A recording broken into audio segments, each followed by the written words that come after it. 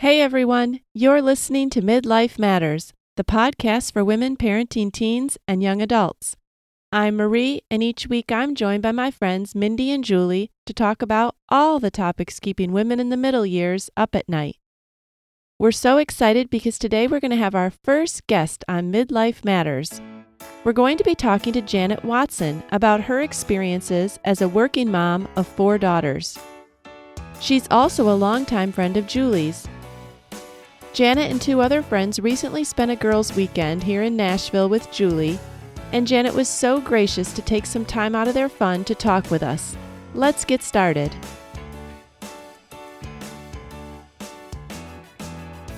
Julie, I'm so thrilled that your friend Janet has agreed to join us today, and I'm looking forward to hearing her story. Do you want to give us a little introduction to Janet? Sure. I'm so excited to have her here. She's our very first guest on Midlife Matters podcast. And I Yay! just thought she would just be a great guest. She's a great mom, she's a great teacher. And I just think she's done a really good job of balancing both worlds. And I've always really admired her for that. So I'm excited to hear what she has to say today. And we've been friends since early married days. I even met her in high school a couple of Yeah, times through a yeah. mutual friend, and I even knew her husband in college, so we have a lot of connections. Oh, that is so special. And it's so special that you guys are getting to spend the weekend together. We're so fortunate that Janet is staying at Julie's house this weekend and we get the chance to talk with her. I think that so many times women just aren't honest with each other and just have honest conversations about what life looks like at certain stages and what life looks like with different choices or circumstances that people have had. And I've been getting a lot of questions from my son's girlfriend. She's in college, and we actually have quite a few college girls that listen to us. And she has just been wondering, I'm at that point in my life where I need to choose a career path, and I'm not sure what to do because I know that I want to have children, and I know that I want to be able to be at home for them as much as I want. But I also feel like I have this passion to have a career, and I'm afraid if I don't pursue it, then I'll someday feel bad about that. And she was just so interested that we were going to be talking to somebody just to get another perspective because there's not a really right or wrong choice. I think we just need to tell people, well, this was the pros and cons of this, and this was the pros and cons over here, and here's what was hard about what I did, and here's what I would do differently. And then that allows people to gain from those experiences. So I agree. Tell us a little bit about yourself, Janet. Tell us who you are, your husband, your kids, what you do. Okay. Well, I'm Janet Watson. I'm 51 years old. I have taught school for 30 years. Oh, wow. Yes, Larry and I just celebrated our 30th wedding anniversary. Congratulations. Thank you. We have 4 daughters. Allie and Natalie are both out of college and working. They live in other cities, and that will come up again. Okay. Mackenzie is in high school. She's a junior in high school, and Holly is in the 6th grade. So, we have children all different ages. Right. So you're really still you've experienced some kids leaving, but yet you still have a long way to go with particularly your youngest. Right. And tell me a little bit about your husband. What does he do? My husband, Larry, has worked at Federal Express for 30 years, for no more than that. Okay. Yeah, because he worked at FedEx during college, but he works in an office at FedEx in Memphis now. Since you've worked all these years and he's worked, tell me how you guys have worked as partners in raising your 4 girls, because obviously he's going to be doing things differently than somebody whose wife is at home full time. Right. Well, we really are a partnership. Larry is always, I told Julie that this podcast is probably just going to be singing his praises. We are a partnership. He's always helped. We've done things equally around the house. But when I was pregnant with our 3rd child, I was doing the majority of the grocery shopping and the cooking and the laundry and the working and the picking the kids up and baths and homework and bedtime. And when I was pregnant with baby number 3, I said, "What do you not mind doing?" for you Mm. to take on a bigger role. And Mhm. he did enjoy to cook. He said, "Well, I really like to cook. I'll do the grocery shopping and the cooking." That's And awesome. it's not that I don't like to cook during holidays. You know what I mean? In Mhm. summer and times that I have time to think and prepare. I actually enjoy cooking, but he took over that responsibility. I call him, he runs errands on the way home. There have been times that I've, excuse me, dropped an older kid off to cheer or to play at a ball game. And I've taken little kids home, and he's come and met and stayed for the game. So we've had to split up with our Mhm. 4 kids also. I'll give you a recent example.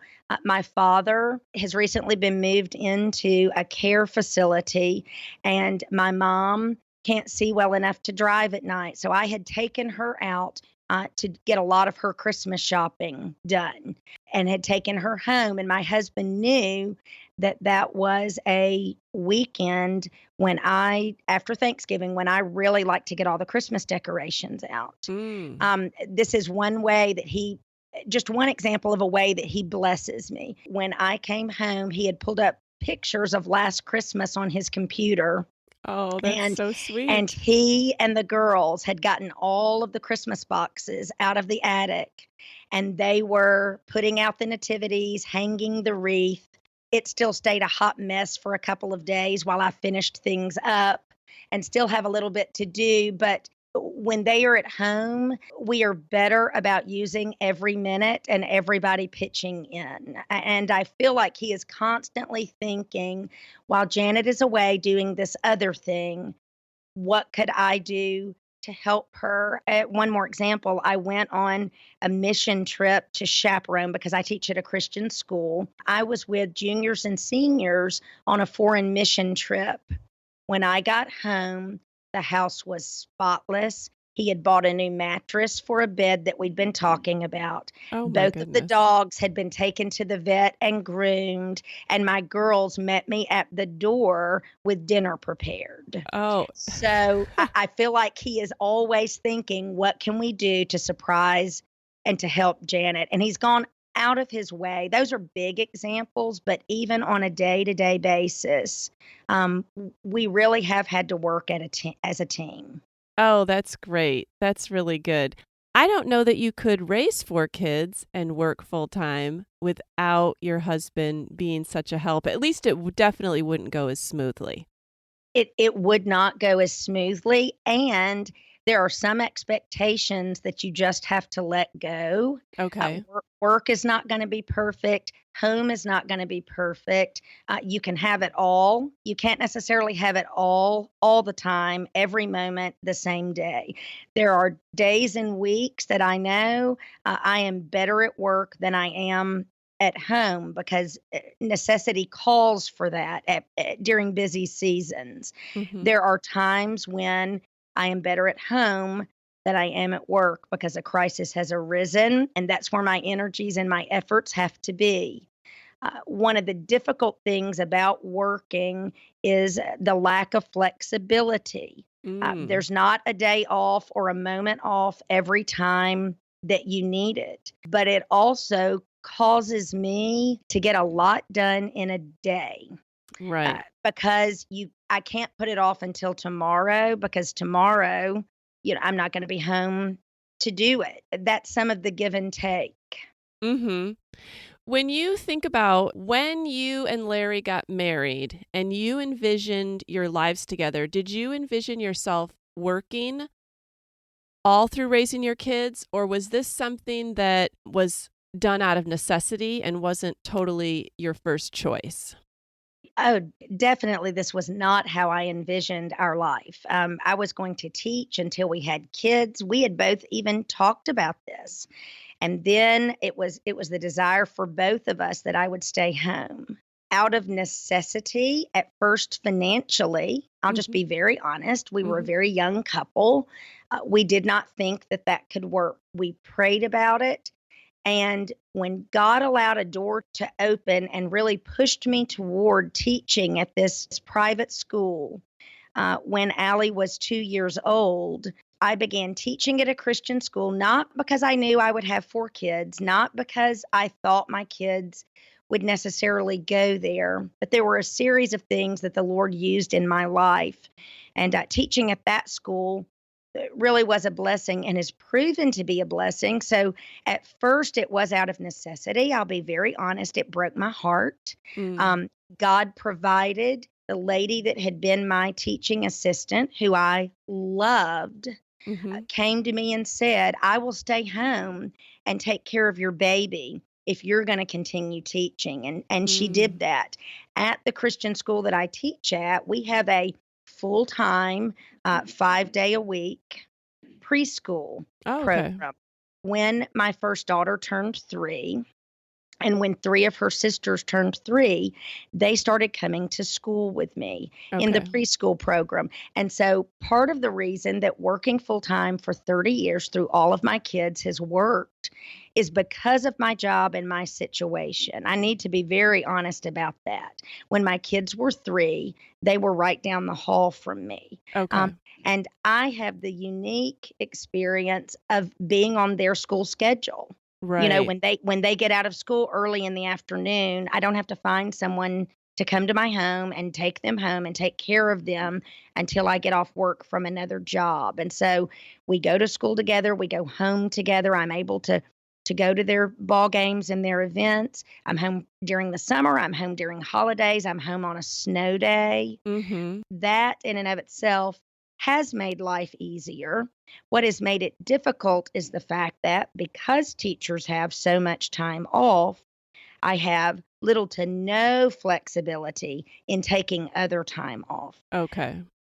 I thought baby time was going to be the most difficult time to work. Mhm. Now that my 2 older daughters live in other cities, one in Dallas, one in Jackson, Mississippi, I may just be entering the more difficult time Oh, to be a really? working mom because of the lack of flexibility to Mhm. take off and go where I want to go, especially to go see my kids when I Mhm. want to. And in the next 10 years, there will probably be more reasons that I will want to be visiting my Right. daughter. That being said, yes, at first, no, it was not how I envisioned my life. It was out of financial necessity. Then the school became such a blessing for my children. Mm. We had to say, will we put them in public school? It was the whole school issue. Will Okay. I stop teaching now and stay home and homeschool them? We really prayed through that. Will I continue teaching? And it's allowed our 4 daughters to go to our Christian school. I love our school. We're not a Christian school in name only. I've loved the teachers that have poured into their life. I've loved being there with them. It's broadened a community that Mhm. has loved on my kids. Uh, Right. so then it became, a question about that. Right, right. Yeah, and I can see that. I mean, I think that you would grow to love not only the students that you teach, but also your colleagues, and they love your girls, and your girls are going to go to school anyway. So if you can provide this wonderful opportunity for them to grow up in this community, I can see why you would want to continue to do that. You talked about this young lady in college saying, I know that I want to have children, but I also feel called to this career. Hmm. When I was 18, I surrendered my life to full time Christian ministry. Mm. And I didn't know what that would look like. I thought that maybe I was going to be used in mission, and I was open to that. Being a teacher is the only thing that I've wanted to be. I Hmm. do feel that it's God's calling on my life. So I would be lying to say I only went to work out of necessity or only so that my children could go to this school. I do also feel that it's a calling on my life. Right. Which kind of leads me to one of my next questions is what do you think you would miss about not working? I think sometimes we fantasize about what it would look like on the other side, but what do you think you would miss if you didn't have your job? It's very fulfilling to teach students. Mhm. I do a good job. I am someone other than just wife and mother, in Mhm. in my family. A lot of times that can be overlooked. I have a lot of self-fulfillment in my Mhm. job. If I'm being very honest. I'm good at my job. I've been recognized for that. I Mhm. love what I do. And that's evident even in what Julie was saying. She said that you're an awesome teacher and everybody loves you there. So I do think that it's good that you have that aspect of it that you love. What aspects of working do you think benefited you as a mom and a wife? Were there things about working that you think helped you to be a better mom or a better wife? I know there are things that you feel like you probably didn't get to do, but there are probably some things that you feel were beneficial. There are a discussion that Julie and I were having this morning.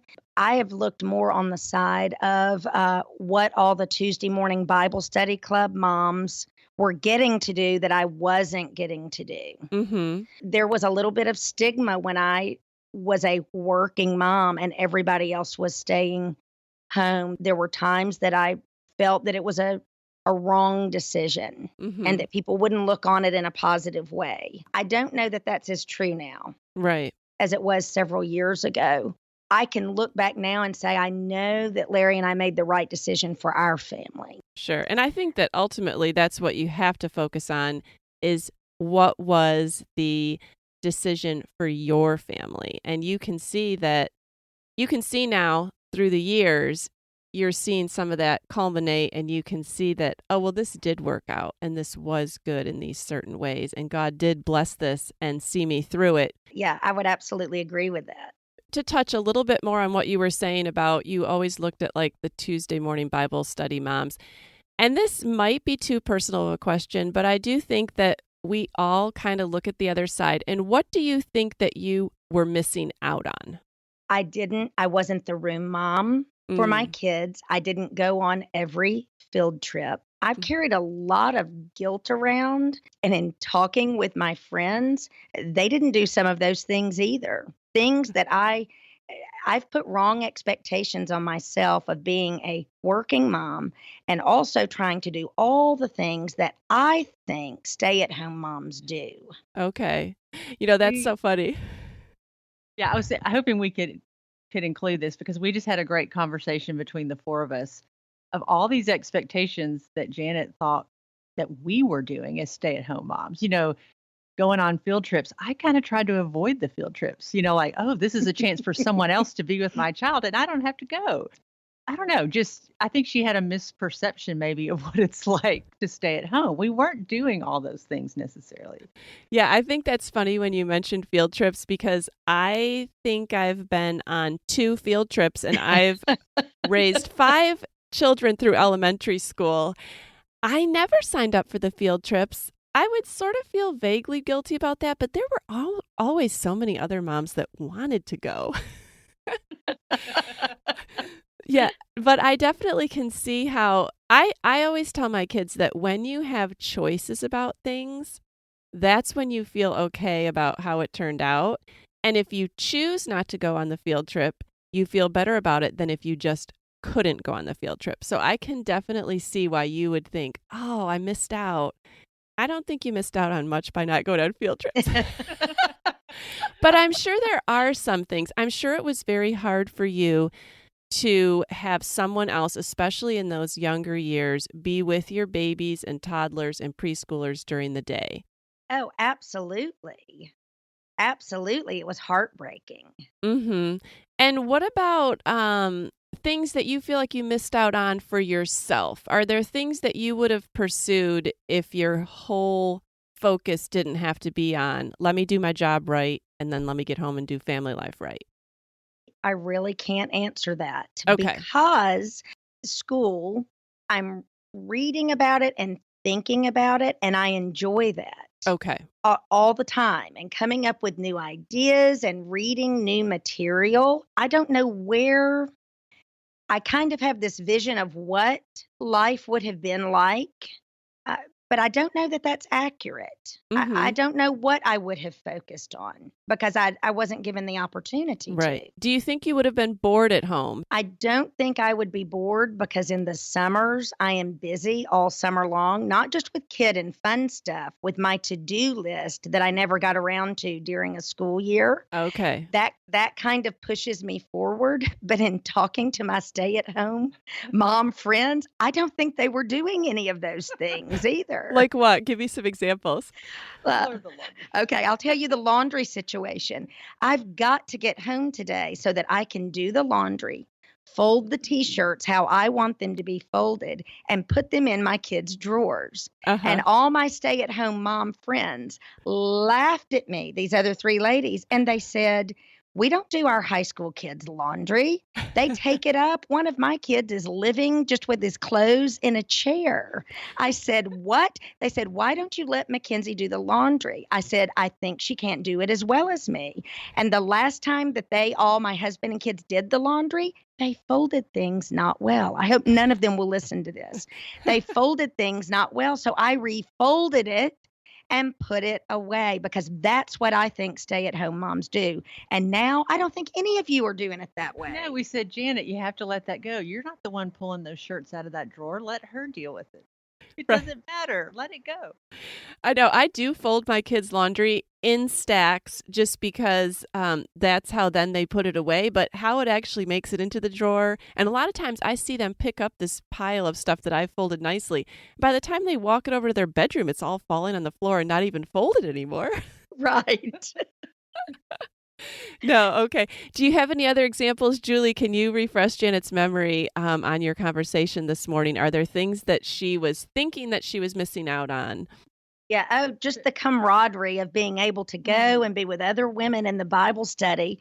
And they said, "But you were getting that at school." We were Uh-huh. going and meeting other women because we're home with little kids all day, and you're getting to go be with grown-ups and coworkers Right. and eat lunch together, and you're getting out of Right. the house and getting to do that. Yeah, we had to purposely organize play dates and meeting other moms and going to Bible studies. Most of that was more for the adult interaction than anything else. I can definitely see how the fact that a lot of times working moms and stay-at-home moms don't actually talk about their real lives, how each has this glorified view of the other.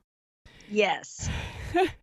And it's good to hear. Now, you have kind of been in a unique position that you actually do get to experience being home full-time 3 months of the year. So you Right. kind of do know what both sides are like. When it comes time to go back to school, are you ready to kind of get back into that working type routine? I have a really good friend who teaches. She does not like the summer because she feels lazy all summer long and she's ready to get back into the routine. I am never ready to get back into the routine. Now, about the last week, I get excited thinking about new things I'm going to do in the classroom, and my mind shifts that way. I feel really lazy not being in a routine for about a week when school's out. Then try to get to the bottom of my to-do list that I think all the stay-at-home moms have done, like getting to the bottom of the ironing pile and all that kind of thing, cleaning out and making all pantries and drawers perfection. Right. And so when I do my stay-at-home mom list, I'm always disappointed at the end of the summer because I didn't get everything on my list done. And now school has begun. Larry's always telling me it doesn't mean that we're dying. Life goes on. When school begins, we still can do the laundry and do some of these things, Right, right. What do you think are some of the pros, cons of working and being a mom? Some of the pros are, I think that you can be a great example of what real life is in the workforce for your kids. That Mhm. would be a pro. My particular pro is the community and the school that it's offered my kids that they would not have had.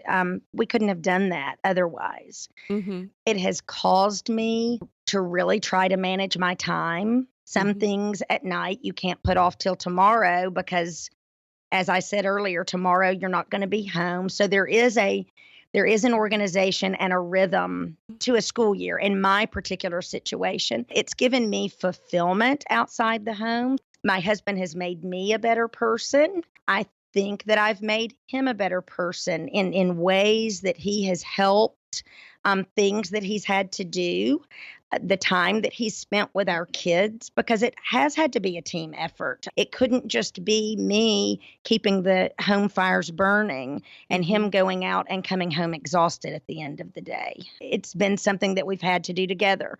Probably his personality, he would have been that involved in our kids' lives.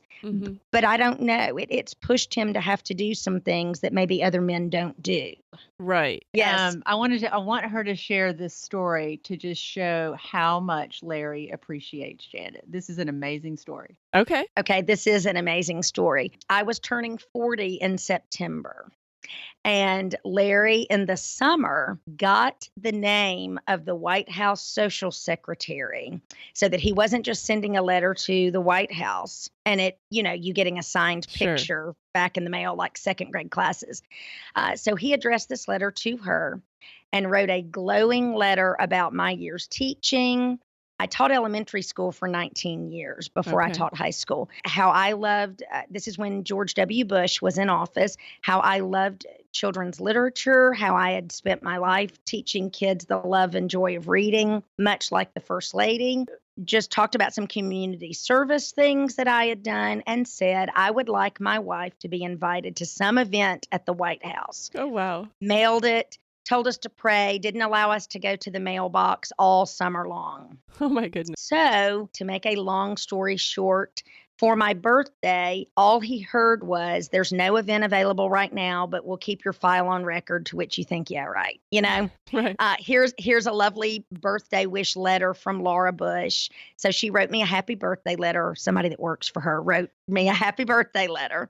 And Larry took me to Washington, D.C. anyway, because I love American history. So we went and did all the D.C. stuff and went to the National Book Festival because I love to read. Oh, wow. Came home, thought that will be it. Our whole family is at our house the days after Thanksgiving.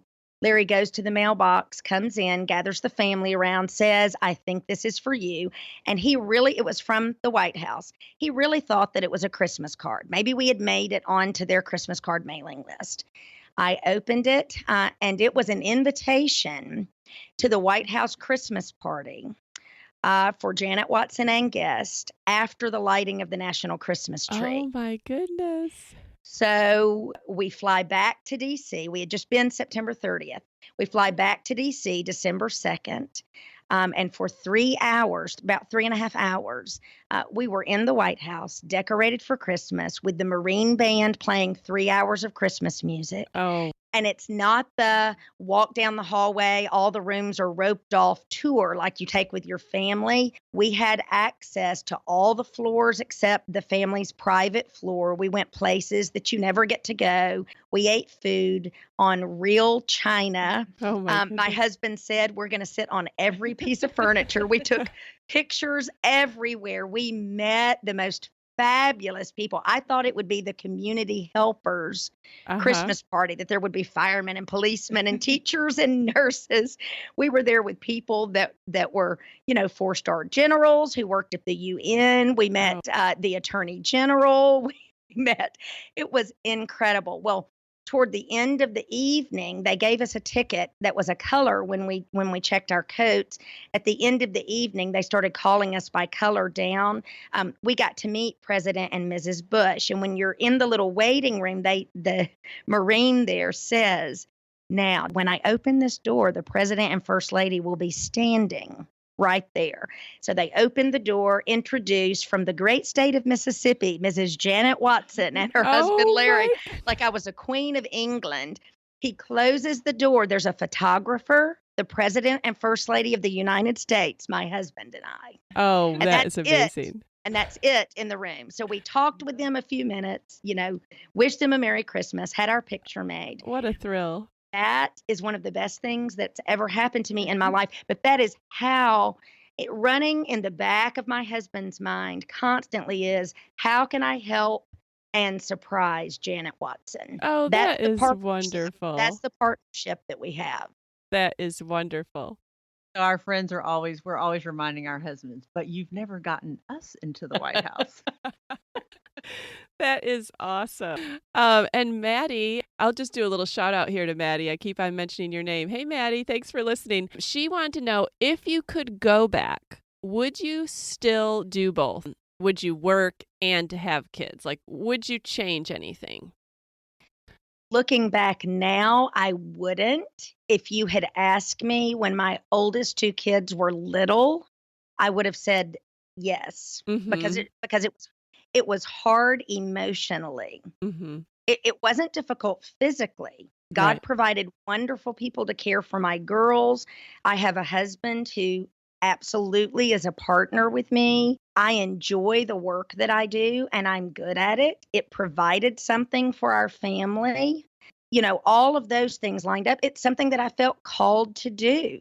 Mm-hmm. Now, looking back, no, because I know what it's provided for our family. And I think I've done what God wanted me to do. Mm-hmm. And this kind of dovetails with that, but she said, was teaching your dream? And did you feel like you wouldn't be fulfilled if you hadn't done it? Yes. Okay. And you said that you had kind of surrendered your life to full-time Christian ministry, and this is a ministry, being a teacher. Right. This is not what I thought it would look like. I thought I would be teaching, I don't know, in Bangladesh. but this is but this is what God had for me and I am certain of that. Mm-hmm. How old were you when you first had kids, and do you think that was the best age? Okay, well this is hilarious because I was 24 when I had my first child and 38 and a half when I had my last child. So So you how yes, all ages apparently are the perfect age for Watsons to have kids. But yes, I loved being a young mom. I think young bodies are made to have children and recover from having children. Let me throw that out there. Uh-huh. Okay. Yeah. I'm not the perfect one to answer that because, like I said, I had children at all ages, and there were good things and difficult things. One of the reasons that we did spread kids out is that magic age that when you turn 3, you go to school with me. I would have tried to have my kids closer together. Mm-hmm. That's another thing if I'd been that perfect stay at home mom. But because I was working, I Mm-hmm. didn't want 2 kids at a babysitter and 1 kid at home. So when that kid came to school, we started praying about another baby. Mm-hmm. And that did spread our family out. Also, teachers having babies during spring break or summertime is optimal. So 3 of my kids have March birthdays. That's funny. Yeah. Had you always planned to have 4 kids? Like when you Um, first got married? when I was a little girl growing up, I always wanted 4 kids. I really thought I would have 3 boys and a girl. So Okay. there you go. God has different plans with our life, and I wouldn't change anything. But we knew that we wanted several kids. We really just prayed about them one at a time and thought, God's going to give us the number of kids He wants us to have, and when we've had that last kid, I think we'll know. I did not want to be beyond 38 years old having another baby. So Right. Holly was it. But yeah, we wanted 4 kids. After we had 2, we wanted 3, and then we wanted 4. Mm-hmm. Now I wish I had 4 more because I don't like my kids growing up and moving away. Well, that kind of leads to one of the biggest questions that I wonder about. And I think Julie wonders about this, and a lot of moms wonder about this that have stayed at home. Do you think that having a career has made the transition of your kids leaving easier on you than it's been on some of your stay-at-home mom friends? Talking to some of my stay-at-home mom friends, even moms at school of kids that I teach, they're wondering what to do with their days now. I don't have that situation at all. I know what to do with my day tomorrow. Where it's difficult for me, it still is just as emotional for me. When we sit to have dinner and 1 kid wasn't there and then 2 kids aren't there, it's very difficult. The thing that's difficult about working also, this is what I talked about earlier. I don't have the flexibility in my week or my month to go see my kids. Mm-hmm. But also my daughters are working. I don't Mm-hmm. know that they would want me to be coming to see them this week because they would be saying, bye, I've got to go to work. Right. So, Do you know what your daughters plan to do when they have kids? oh, that's a great question. My daughter Natalie is in Dallas. She's in interior design. She loves her job. Mm-hmm. She says now that she would like to continue working. Okay. My daughter Allie in Jackson, Mississippi, is a nurse. She's about to get her nurse practitioner degree in August in the NICU. Loves her job. Purposefully, she had really prayed about medical school. Now, her husband is in med school, but she had really prayed about being a doctor. One reason that she wanted to become a nurse was she felt like that was more suited to what she wanted to do once she got into school.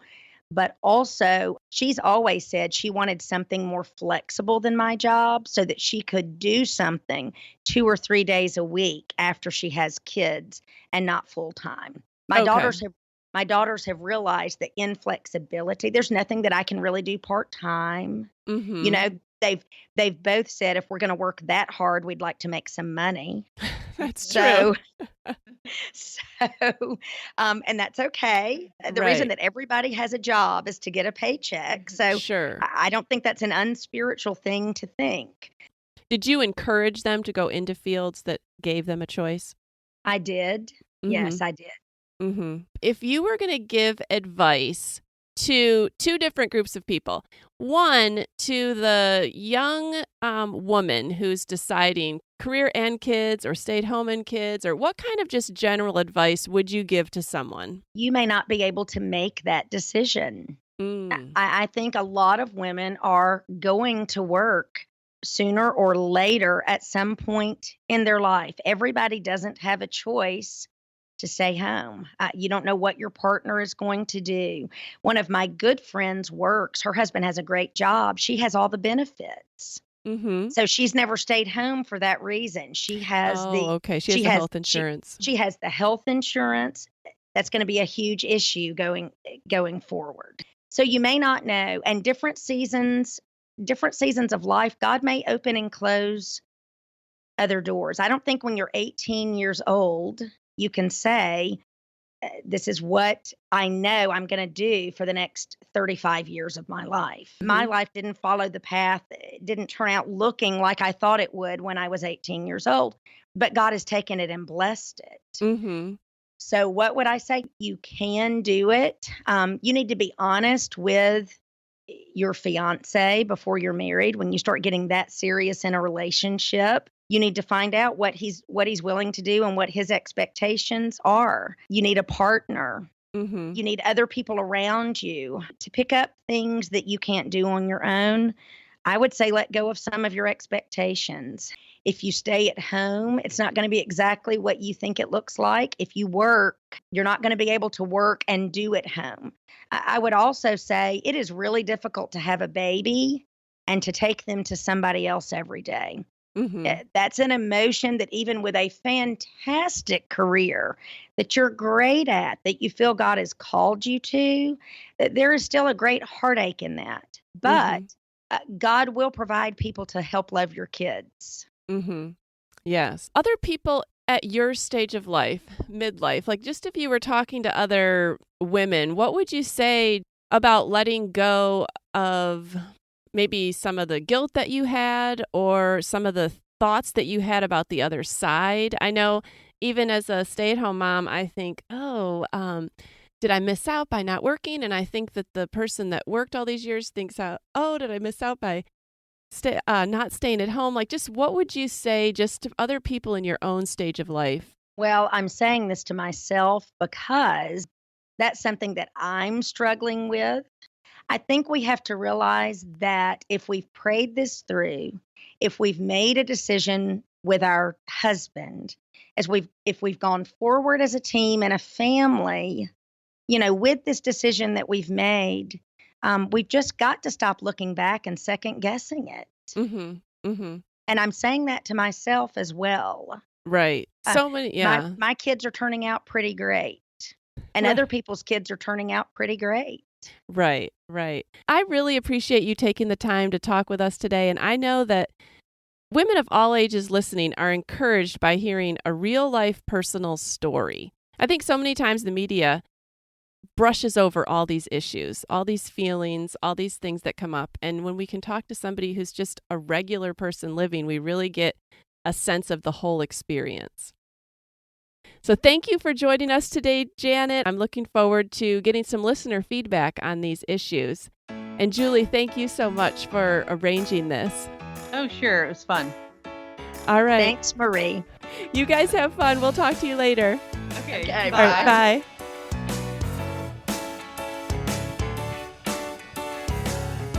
Friends, we're so glad you joined us today. We'd love to hear your questions and comments about today's episode or any suggestions you have for future topics. You can find us at Midlife Matters Podcast on both Facebook and Instagram. You can also contact us on our website at midlifematterspodcast.com. We hope you'll join us next week when we'll be talking about ways to calm and refresh our homes in the new year. See you then.